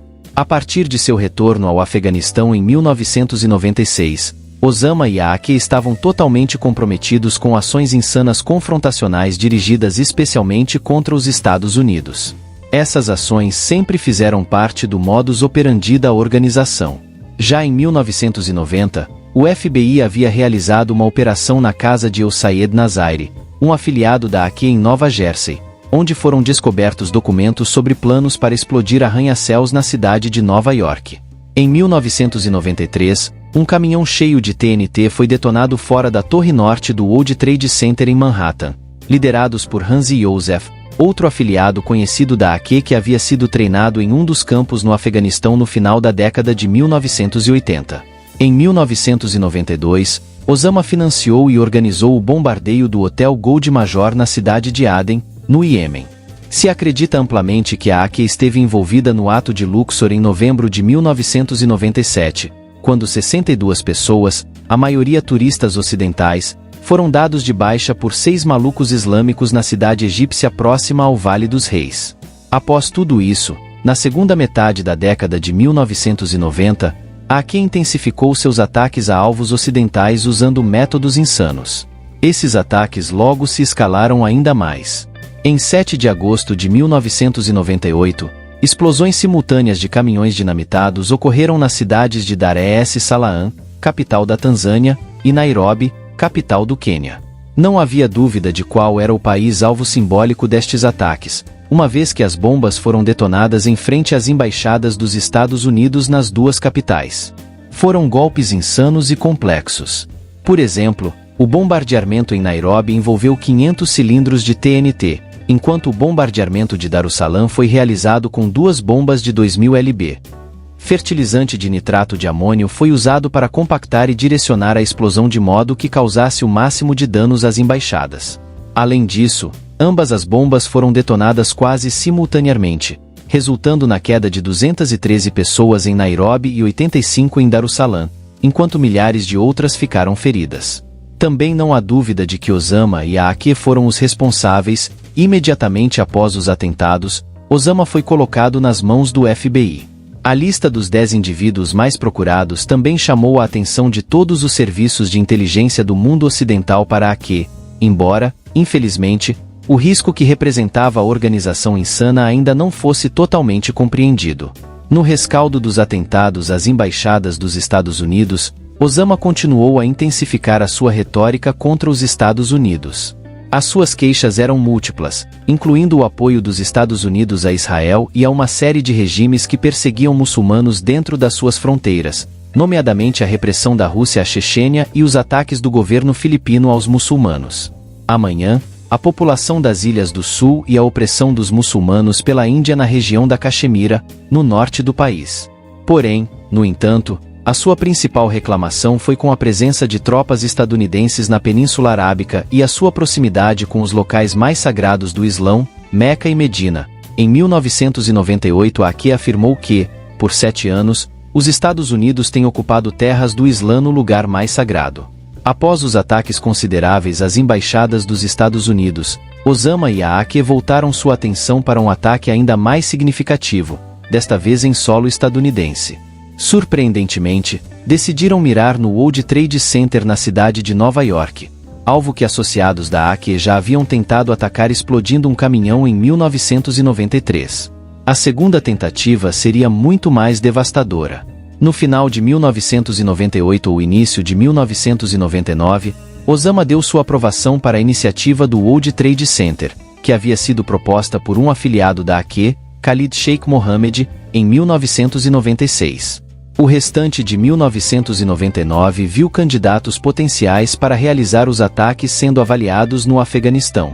Um pré-requisito para os líderes era que precisavam falar inglês e estar familiarizados com a vida na sociedade ocidental por um tempo. Vários indivíduos como Mohamed Atta, Marwan al-Shiki e Ziad Jarrah foram rapidamente selecionados. Outro, Ani Anjour, foi escolhido assim que perceberam que ele tinha licença de piloto comercial e era habilidoso como piloto de avião. Até 2001, indivíduos haviam sido selecionados e estabelecidos em células insanas nos Estados Unidos, operando no Arizona, Flórida e Califórnia.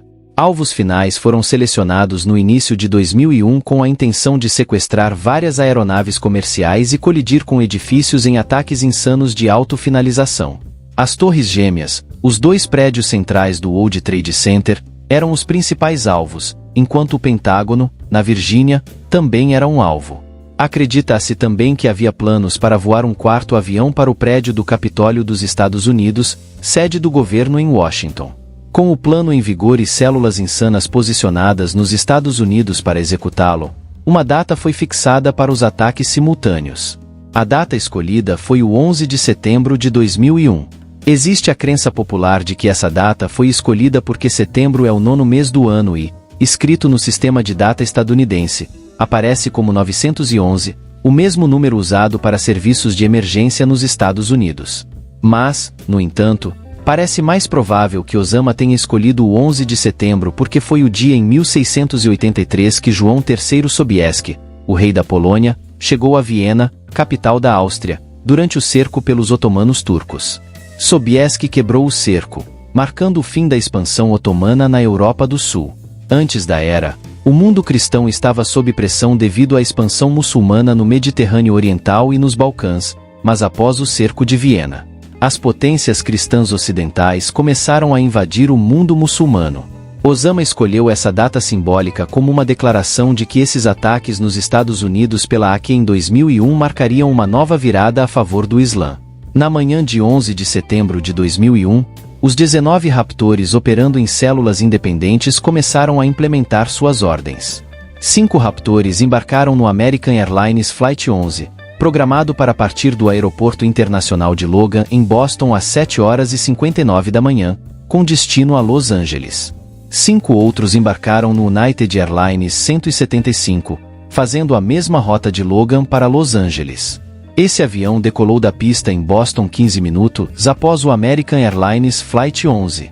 Enquanto isso, 6 minutos depois, às 8h20 da manhã, o American Airlines Flight 77 decolou do Aeroporto Internacional Washington Dulles, na Virgínia, não muito longe de Washington, D.C., com 5 raptores a bordo. Finalmente, 22 minutos depois, às 8h42 da manhã, um quarto avião, United Airlines Flight 93, partiu do Aeroporto Internacional de Newark, em Nova Jersey, com destino a São Francisco, com apenas 4 raptores a bordo, e o que se seguiu foi algo extremamente sinistro. Minutos após decolarem, os raptores em todos os 4 aviões começaram a tomar controle das aeronaves.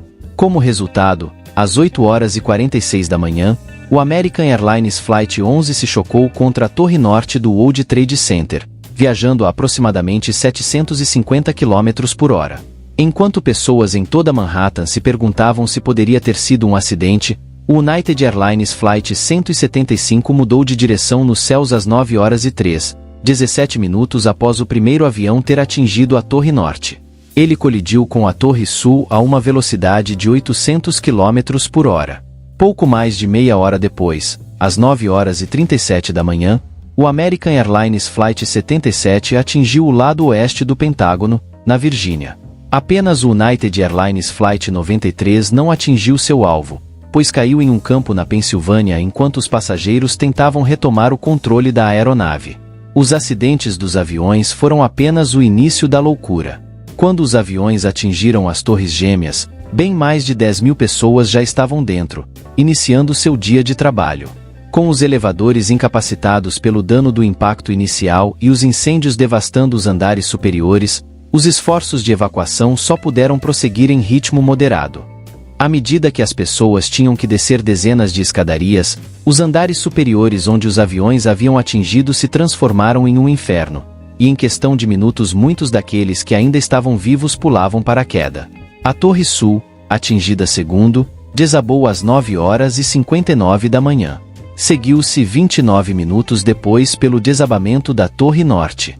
No total, estima-se que 2.606 pessoas caíram nas torres e no solo, juntamente com 147 passageiros e tripulantes nos 2 aviões.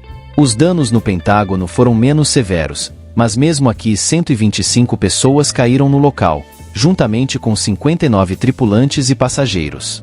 Os 40 tripulantes e passageiros do United Airlines Flight 93 perderam suas vidas. Os atos de 11 de setembro de 2001 foram realmente muito devastadores e ficou para a história mundial. Além disso, porque os veículos de comunicação começaram a cobrir a história em minutos ao redor do mundo, e as imagens dos aviões atingindo as torres estavam logo disponíveis, o impacto simbólico dos ataques foi sem precedentes como um ato de maluquice. Inicialmente, Osama negou ter sido envolvido no planejamento dos ataques de 11 de setembro nos Estados Unidos. Em 16 de setembro, foi feita uma declaração por ele, que posteriormente foi transmitida pela Al Jazeera, na qual ele negou responsabilidade. Porém, no entanto, nos meses e anos seguintes, uma quantidade crescente de evidências foi produzida para sustentar a alegação dos serviços de inteligência estadunidenses de que ele e a AQ haviam orquestrado os ataques. Em 2004, Al Jazeera divulgou um novo vídeo dele no qual ele afirmava categoricamente que era responsável por dirigir os 19 raptores que embarcaram nos 4 aviões em 11 de setembro de 2001. Isso foi complementado por novas confissões em 2006 e pela divulgação de imagens de vídeo onde Osama era visto conversando com alguns dos raptores no período que antecedeu os ataques. Ao longo desses eventos, também foi declarado por Osama que seu objetivo ao mirar nas Torres Gêmeas era buscar uma vingança simbólica pela destruição de numerosas torres e edifícios de vários andares em Beirute em 1982, durante a invasão israelense do Líbano. Na época dos ataques de 11 de setembro, Osama era considerado um homem escondido nas Montanhas Brancas ao sul do Hindu Kush, no Afeganistão, no leste do país, próximo à fronteira com o Paquistão. A administração do presidente dos Estados Unidos, George W. Bush, agiu rapidamente para aprovar uma resolução conjunta do Congresso em 18 de setembro de 2001, autorizando o uso da força contra aqueles que foram considerados responsáveis pelos ataques de 11 de setembro. Como o regime talibã no Afeganistão havia abrigado Osama e a AQ desde 1996 e se recusou a entregá-lo às autoridades estadunidenses, o regime como um todo foi considerado um alvo. Consequentemente, aeronaves estadunidenses e britânicas começaram a bombardear alvos estratégicos no Afeganistão. Em 7 de outubro de 2001, foram estabelecidos laços com a Aliança do Norte, que controlava partes do norte do país contra o Talibã. Operativos especiais dos Estados Unidos foram inseridos no país em pequeno número já no final de setembro, mas foi apenas em 19 de outubro que a invasão terrestre principal começou.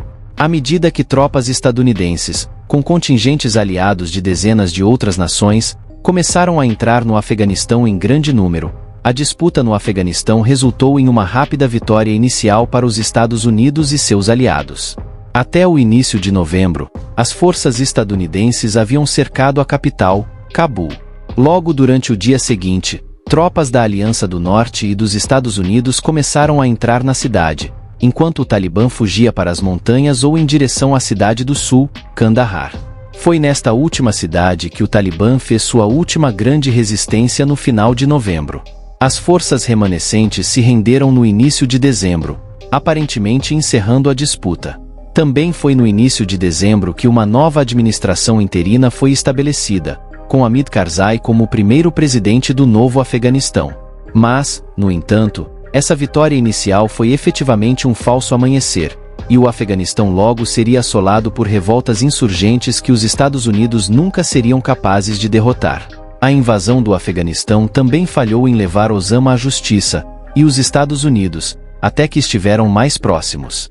Assim que Kandahar estava caindo para o ocidente, um grupo de várias centenas de combatentes aliados, incluindo 70 forças especiais dos Estados Unidos e dezenas de outros operativos especiais, junto com algumas centenas de combatentes da Aliança do Norte, conduziram a campanha no complexo de cavernas de Tora Bora nas Montanhas Brancas, onde se acreditava que Osama e muitos outros membros da AQ estavam escondidos.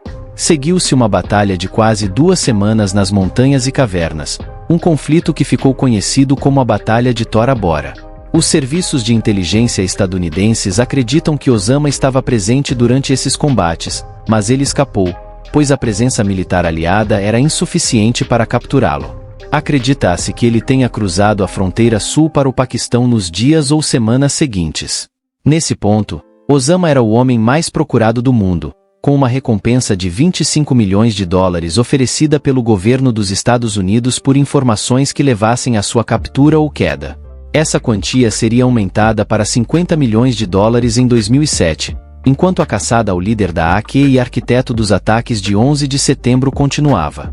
No entanto, Osama e a AQ continuariam representando uma ameaça para a América e o mundo ocidental por muitos anos. O paradeiro de Osama nos anos seguintes à sua fuga do Afeganistão no inverno de 2001 foi motivo de ampla especulação.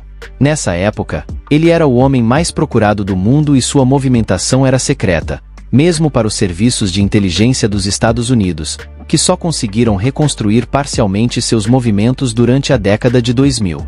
Evidentemente, ele e muitos outros líderes principais da AQ passaram a maior parte desses anos no Paquistão. Sua presença aqui não era oficialmente tolerada pelo governo paquistanês. Os regimes sucessivos na capital Islamabad foram efetivamente apoiadores de organizações insanos islâmicas ao longo dos anos. Mas no caso de Osama, não era possível para eles aprovar sua presença em solo paquistanês. No entanto, foi adotada uma abordagem leve para capturar Osama, mesmo quando estava claro que ele estava escondido no país, o que significava que os serviços de inteligência dos Estados Unidos tiveram que tentar localizar o líder insano dentro do país, com apoio morno dos serviços de segurança paquistaneses na melhor das hipóteses. Durante grande parte do tempo após sua fuga inicial do Afeganistão, acredita-se que ele tenha estado em Waziristão, a região montanhosa do norte do Paquistão, perto da fronteira afegã. Relatos na segunda metade dos anos 2000 às vezes o colocavam como tendo se mudado para o oeste, para o Irã, mas esses eram provavelmente espúrios. A realidade é que Osama e a AQ conseguiram viver no Paquistão largamente sem serem perturbados e até com algum conforto por anos, com o apoio intenso de elementos poderosos na política e nos serviços de segurança do Paquistão. Durante esse tempo, Osama e a AQ continuaram a organizar atividades insanas em todo o mundo muçulmano. Os ataques contra os Estados Unidos se tornaram muito mais difíceis após o 11 de setembro, à medida que um vasto aparato de segurança foi implementado nos aeroportos estadunidenses e em outros locais. No entanto, não faltavam alvos ocidentais no Oriente Médio agora. Primeiramente, o Afeganistão foi ocupado por tropas estadunidenses, britânicas e outras aliadas no final de 2001, e elas permaneceriam lá de uma forma ou de outra pelos próximos 20 anos. Mas a presença ocidental mais intensa logo seria encontrada no Iraque após a vitória inicial sobre o Talibã no Afeganistão. A administração do presidente George W. Bush nos Estados Unidos deixou claro que pretendia se envolver em mais mudanças de regime no Oriente Médio, visando estados que considerava apoiadores da AQ. O regime de Saddam Hussein no Iraque, que se manteve no poder após a disputa do Golfo, era uma prioridade notável. Essa política não encontrou tanto apoio dos aliados dos Estados Unidos quanto a invasão do Afeganistão, com países como a França argumentando que a administração Bush estava usando os ataques de 11 de setembro como uma cortina de fumaça para mudanças de regime em países produtores de petróleo e uma forma de neoimperialismo dos Estados Unidos na região. Apesar dessas reservas, os Estados Unidos e a Grã-Bretanha, com várias outras nações aliadas menores, invadiram o Iraque em março de 2003, alegando que o regime de Hussein estava tentando obter armas de destruição em massa e era um apoiador de Osama. Osama frequentemente citava as sanções econômicas paralisantes impostas pelos Estados Unidos ao Iraque após a disputa do Golfo como uma de suas queixas contra os estadunidenses, mas não há evidências substanciais de que o regime de Hussein tenha apoiado materialmente Osama de maneira significativa. A invasão seguiu em grande parte como no Afeganistão. Uma vitória rápida foi conquistada sobre o regime baatista de Saddam Hussein, e dentro de 2 meses, o presidente Bush anunciou a vitória dos Estados Unidos na disputa. O cenário não era tão simples. Assim como no Afeganistão, uma cruel campanha de contra-insurgência começou no verão de 2013 e durou anos, enquanto muitos elementos no Iraque tentavam expulsar as forças estadunidenses do país. Osama e a AQ estavam envolvidos neste conflito interno. Seus métodos focavam em tentar semear divisões entre a minoria sunita e a maioria xiita muçulmana, numa tentativa de fomentar uma disputa civil em todo o Iraque. Métodos insanos tradicionais foram empregados, como o bombardeio do santuário de Al-Askari na cidade de Samarra em 22 de fevereiro de 2006.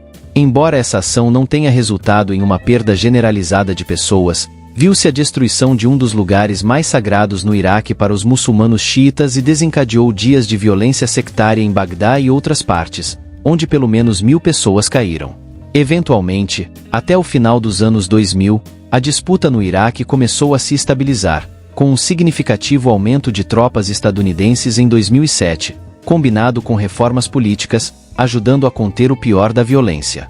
Mas, no entanto, a AQ continuou sua campanha, e de seu refúgio no Paquistão, Osama autorizou ataques em Bagdá. Um atentado de autofinalização no santuário do Imã Hussein na cidade de Karbala, em março de 2008, resultou em 42 quedas e dezenas de feridos. Enquanto isso, de volta ao Paquistão, Osama havia se mudado para um novo composto construído especialmente na cidade de Abbottabad, no norte do Paquistão. A construção deste composto começou logo após a chegada de Osama ao país no início de 2002 e foi concluída em 2005. O composto era construído em uma propriedade de 38.000 pés quadrados e cercado por uma cerca de concreto de até 5,5 metros de altura, com arame farpado no topo. Havia poucas janelas e muitas telas para bloquear a visão do interior, incluindo uma tela em uma varanda do 3º andar alta o suficiente para garantir privacidade para Osama, que tinha 1,93 metros de altura. É difícil acreditar que as autoridades poderiam ter deixado de reconhecer o quão incomum era a nova propriedade, claramente construída com segurança em mente.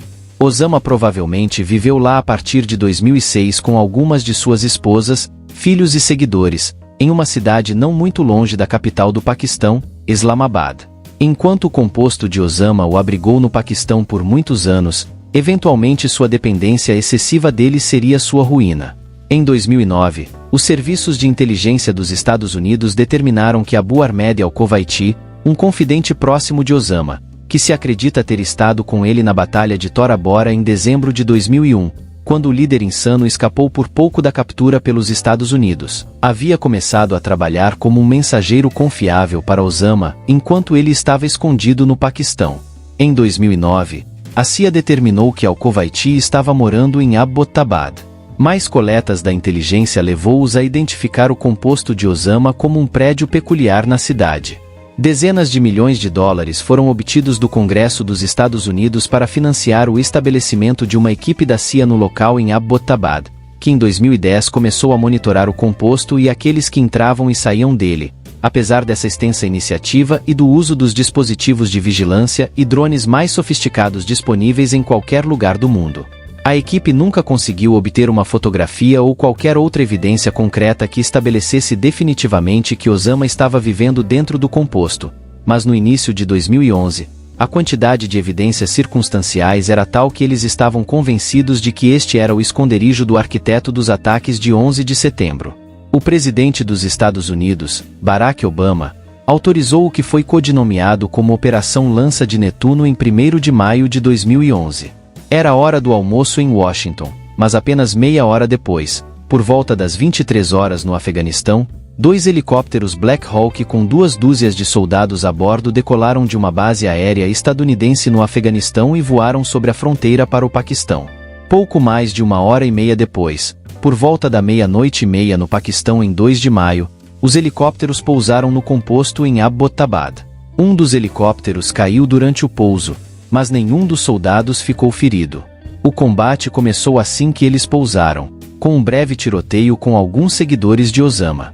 Em seguida, os soldados avançaram para o composto principal.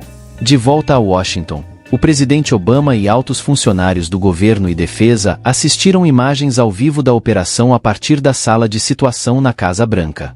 Já no segundo andar, os soldados encontraram e abateram um dos muitos filhos adultos de Osama, além de outro seguidor, Abu Ahmed al-Kuwaiti, cuja presença em Abbottabad havia inicialmente sugerido aos serviços de segurança que Osama poderia estar abrigado na cidade. Então, enquanto subiam novamente, encontraram Osama no terceiro andar. As ordens dos soldados eram para dar de baixa, não capturar o líder da AQ. Há relatos divergentes sobre o que ocorreu em seguida, pois diferentes soldados buscaram crédito por dar de baixa Osama, mas parece mais provável que tenha sido Matt Bissonette quem o abateu à 00:39 na hora local. Ele acertou em Osama na porta de seu quarto, e ele então recuou para dentro do quarto e caiu no chão, dado de baixa. Osama foi encontrado com 500 euros e 2 celulares costurados em suas vestes, sem dúvida para uso caso precisasse fugir de um ataque ao composto, como o que levou à sua queda. Foi um fim bastante patético. Anteriormente, uma decisão foi tomada de que o corpo de Osama seria rapidamente descartado, em um local onde seu lugar de descanso nunca fosse identificado e transformado em um santuário para fundamentalistas islâmicos e jihadistas. Assim, pouco depois de ser morto e o composto estar completamente seguro, os soldados colocaram o corpo do líder da AQ em um saco e o levaram para o helicóptero que ainda estava intacto. Após uma varredura no composto para reunir qualquer inteligência que pudesse ser útil para mitigar novos ataques insanos ou estabelecer uma ideia mais concreta do que Osama havia feito ao longo dos anos, a equipe saiu do composto com o corpo no único helicóptero funcionando. Um helicóptero de backup foi chamado para recolher alguns dos soldados restantes. Às 20 horas, de volta em Washington, foi confirmado que o corpo era de Osama. Algumas horas depois, o presidente Obama dirigiu-se à nação para anunciar o sucesso da operação. Enquanto isso, o corpo de Osama estava sendo levado para uma localização desconhecida no mar e foi descartado lá, pesado com correntes de ferro e pedras para garantir que afundasse até o fundo do mar. Isso foi feito dentro de 24 horas de sua queda para cumprir a tradição islâmica. Infelizmente, a queda de Osama não resultou em nenhuma redução nas ameaças que os fundamentalistas islâmicos e jihadistas representavam para o mundo ocidental, ou mesmo para a maioria dos muçulmanos no mundo islâmico. Brutais como eram suas táticas, a AQ já estava sendo eclipsada por movimentos jihadistas mais extremos. Na época da queda de Osama em 2004, um jihadista jordaniano chamado Abu Musab al-Zarqawi havia se associado à AQ no Iraque durante os estágios iniciais da contra-insurgência contra a ocupação dos Estados Unidos em 2006. Al-Zarqawi e vários de seus aliados mais próximos se fundiram para formar o que chamaram de Estado Islâmico do Iraque. Posteriormente, nos anos seguintes, eles ganharam força, mas seus métodos também se tornaram cada vez mais brutais, incluindo o uso de táticas violentas contra muçulmanos que se recusavam a viver de acordo com formas severas da lei Sharia. Quando as forças dos Estados Unidos se retiraram do Iraque no início dos anos 2010, a AQ estava cada vez menos disposta a tolerar essa abordagem ao jihad no Oriente Médio, o que levou a uma divisão total entre as duas organizações nos anos seguintes à queda de Osama sob o novo líder da AQ, Ayman al-Zawahiri. Incrivelmente, nos anos 2010, a AQ, a organização responsável pelos ataques de 11 de setembro, estava sendo vista como muito moderada por muitos fundamentalistas islâmicos, e o grupo Estado Islâmico do Iraque estava ganhando muitos mais seguidores entre os potenciais jihadistas. Já nos anos seguintes, o Estado Islâmico do Iraque irrompeu as conversas com todo o mundo. Após a Primavera Árabe de 2011, uma louca disputa civil eclodiu na Síria, enquanto a retirada dos Estados Unidos do Iraque viu partes significativas do país escaparem ao controle do governo em Bagdá. Nesse ambiente, o Estado Islâmico, sob seu novo líder Abu Baghdadi, conseguiu começar a tomar controle direto sobre uma vasta extensão de território no norte do Iraque e leste da Síria.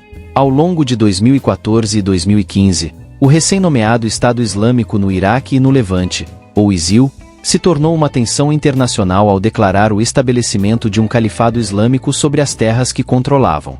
O ISIL elevou a Jihad Islâmica a um novo nível de insanidade, do qual até mesmo a AQ se distanciou. Gradualmente, entre 2014 e 2017, o controle sobre o leste da Síria e o norte do Iraque foi retirado do ISIL, à medida que os Estados Unidos enviaram tropas de volta à região no início dos anos 2020. O fundamentalismo islâmico parece estar em declínio, impulsionado em parte pela melhoria rápida dos padrões de vida no Oriente Médio, uma menor inclinação dos Estados Unidos para a construção de nações na região e um aquecimento das relações entre Israel e muitos de seus vizinhos muçulmanos. De fato, a principal ameaça do fundamentalismo islâmico parece ter se deslocado do Oriente Médio para o Sahel, a região ao longo da borda sul do deserto do Saara, onde grupos jihadistas têm minado a estabilidade de nações como Mali, Níger, Chad e Burkina Faso. O Talibã também retornou ao poder no Afeganistão após a retirada dos Estados Unidos em 2021. Osama foi, sem dúvida, a figura mais significativa na história do fundamentalismo islâmico moderno. Começando na década de 1970, ele foi gradualmente radicalizado através da exposição às ideias de estudiosos islâmicos como Saed Qita. Esse radicalismo crescente, combinado com o poder financeiro disponível para ele através do vasto império empresarial Osama na Arábia Saudita e as conexões que ele mantinha na sociedade saudita, asseguraram que, quando a invasão soviética do Afeganistão começou em 1979, ele pudesse empregar seus recursos extensivos para treinar e equipar seus homens para lutar contra os russos ao longo da década de 1980.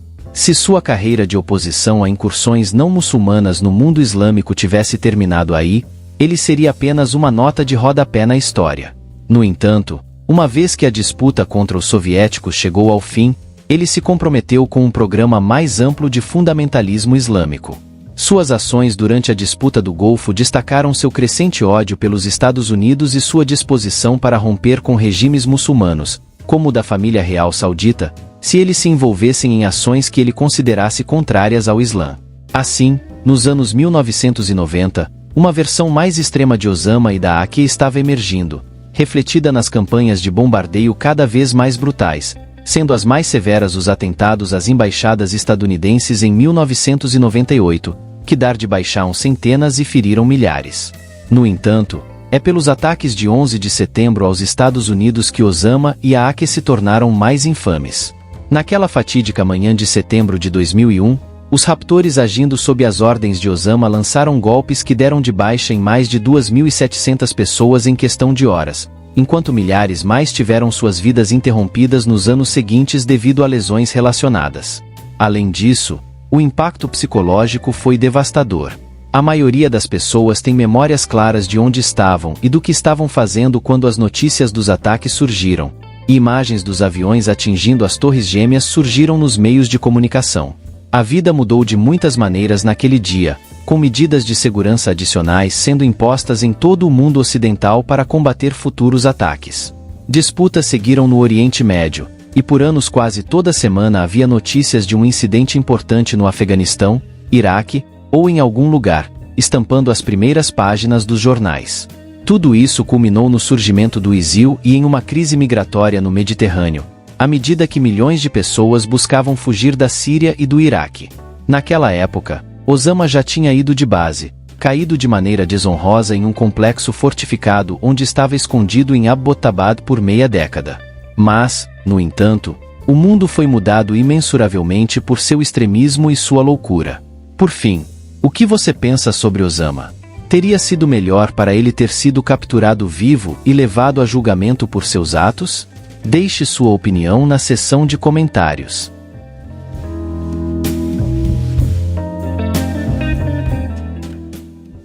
Salve, família! E assim, chegamos ao fim da nossa jornada pela história de Osama, um nome que ressoará pelos cantos da história por gerações. De jovem idealista nas montanhas do Afeganistão, a líder da organização mais insana do mundo, ele deixou um legado sombrio e complexo que continua a ser estudado e debatido. Sua vida foi marcada por conflitos, ideologias extremas e uma determinação implacável de desafiar as maiores potências mundiais. O 11 de setembro de 2001 foi um ponto de virada não só para os Estados Unidos, mas para o mundo inteiro, mudando para sempre a forma como lidamos com segurança e políticas internacionais. A caçada por Osama, que durou mais de uma década, culminou em uma operação audaciosa que finalmente trouxe sua queda. No entanto, o impacto de suas ações continua a influenciar nossa realidade, desde as leis até a maneira como percebemos e combatemos as ameaças globais. Enquanto refletimos sobre essa história, é essencial lembrar de todo o caos. O legado de Osama é um lembrete dos perigos da radicalização e do ódio, mas também uma chamada à ação para que busquemos a paz, a compreensão e a cooperação global. Obrigado por me acompanhar nessa jornada. Se você gostou deste vídeo, não esqueça de curtir, compartilhar e se inscrever no canal para mais conteúdos históricos e análises profundas. Deixe seus comentários abaixo sobre o que achou dessa história e quais outros temas você gostaria de ver aqui no canal. Lembre-se, entender o passado é crucial para construir um futuro melhor. Nos vemos no próximo vídeo. Até a próxima!